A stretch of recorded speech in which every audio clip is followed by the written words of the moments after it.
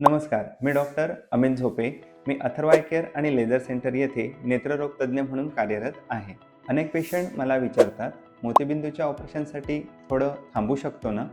मोतीबिंदूचे operation पूर्ण पिकल्यावरतीच करायचे ना? हा एक अतिशय सामान्य गैरसमज आहे. पूर्वीच्या काळात मोतीबिंदू पूर्ण पिकेपर्यंत वाट पाहण्याची प्रथा होती. पण आजच्या आधुनिक पेकोइमल्सिफिकेशनच्या युगात अशी वाट पाहण्याची गरज नाही. खरं तर मोतीबिंदू खूप वाढल्यानंतर सर्जरी ही अधिक कठीण होऊ शकते. काही वेळा कॉम्प्लिकेशन होण्याची शक्यताही वाढू शकते.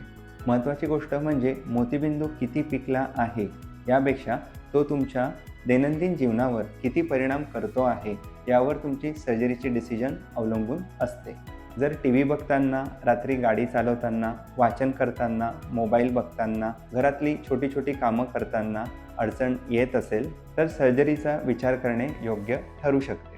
आजची मोतीबिंदूची सर्जरी ही अतिशय यशस्वी आणि सुरक्षित आहे. त्यामुळे अनावश्यकपणे वाट पाहण्याऐवजी योग्य वेळी नेत्ररोग तज्ज्ञांचा सल्ला घेऊन सर्जरीचा निर्णय घ्या. लक्षात ठेवा, मोतीबिंदू पिकण्याची वाट पाहू नका.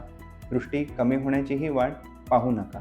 जेव्हा तुमच्या जीवनाच्या गुणवत्तेवर परिणाम होऊ लागतो तीच सर्जरीची योग्य वेळ.